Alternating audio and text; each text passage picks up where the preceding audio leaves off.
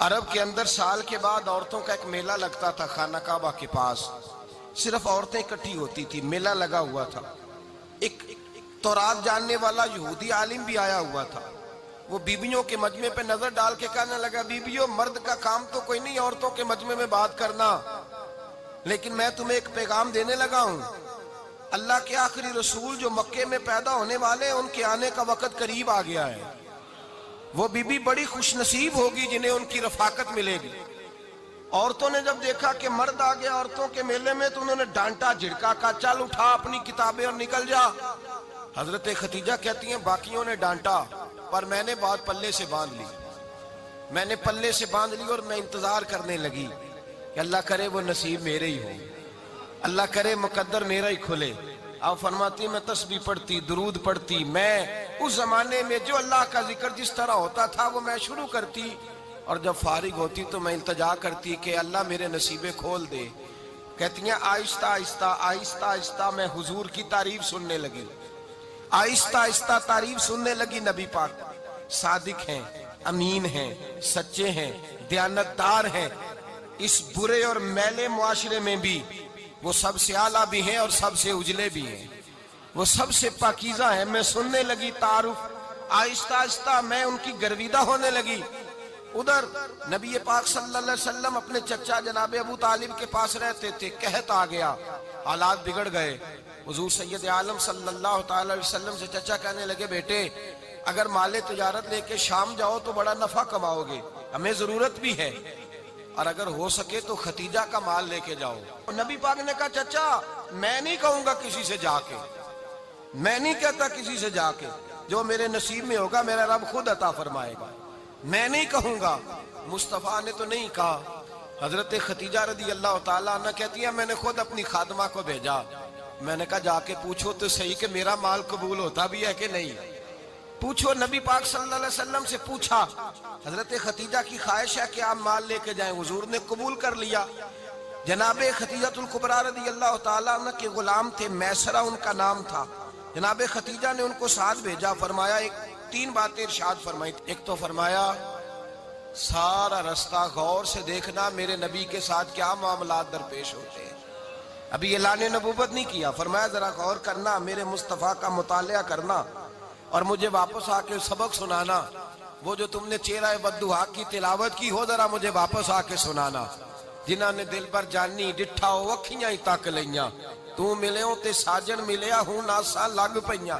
ذرا جا کے نا تلاوت کرنا اور مجھے دکھ. اور دوسرا فرمایا تم میرے غلام ہو تو مصطفیٰ کے بھی غلام بن کے رہنا. میں سنتی ہوں کہ کردار کے, افکار کے, نظریات کے, عظمت کے بلند و بالا, وہ جیسے کہیں ویسے کرنا. اور تیسری حضرت ختیجہ نے نصیحت فرمائی. فرمایا محمد ابن عبداللہ صلی اللہ علیہ وسلم کی رائے سے اختلاف نہ کرنا. یہ چلتے ہوئے معاہدہ کیا, جو وہ کہہ دے سو کر جانا. غلام کہتے ہیں میں ساتھ گیا, باتیں میں نے سن لی, لیکن جب سفر شروع ہوا نا ابھی چند منزلیں طے ہوئی تھی. میں نے کہا ختیجہ آپ نے کیا نصیحت کرنی تھی, ان کے ساتھ جو رہے گا وہ ان کا غلام ہی بن جائے گا. ان کے ساتھ جو رہے گا تو اجے میرا محبوب نہیں ڈٹھا جن ویکھ کے چن شرماوے. جے رکھے ہاتھ پھلاں وچ ہاتھ نال پھلا رل جاوے, تے ادھی راتی چن چڑھ جاندے جدوں جلوہ فرماوے. مایا جو بھی ساتھ رہتا غلام ہو جاتا. میسرہ کہتے میں گیا, تجارت شروع ہوئی. کہتے ہیں نبی پاک صلی اللہ علیہ وسلم جب منڈی میں پہنچے تو لوگ قسمیں اٹھا اٹھا کے مال بیچ رہے تھے. اللہ کے محبوب جب گئے نا تجارت کرنے تو ایک آدمی کہنے لگا چلو معاذ اللہ بتوں کے نام تھے لات و منات, کہنے لگا لات کی, عزا کی, منات کی قسم اٹھاؤ. تو نبی پاک فرمانے لگے ان کی قسم اٹھاؤں جن کا میں نام لینا بھی پسند نہیں کرتا. ابھی اعلان نبوت نہیں کیا. اور فرمایا ویسے بھی میں قسم دے کے مال نہیں بیچتا, خریدنا ہے تو خریدو, نہیں خریدنا تو نہ خریدو. کہتے ہیں لوگ قسمیں اٹھا اٹھا کے پیچھے جاتے تھے, پر میرے نبی جس سے رخ پھیرتے تھے وہ نبی پاک کے پیچھے ہو جاتا تھا. ماتے کئی گنا زیادہ نفع کمایا. ہم رستے میں تھے, حضور ایک درخت کے نیچے آرام کرنے لگے. ایک عیسائی راہب غار میں بیٹھا تھا, نکل کے آ گیا. مجھ سے کہنے لگا مجھے وہ جانتا تھا. میں سرا یہ کس کو ساتھ لائے, یہ کون ہے؟ میں نے کہا اہل قریش کے ایک معزز آدمی ہے.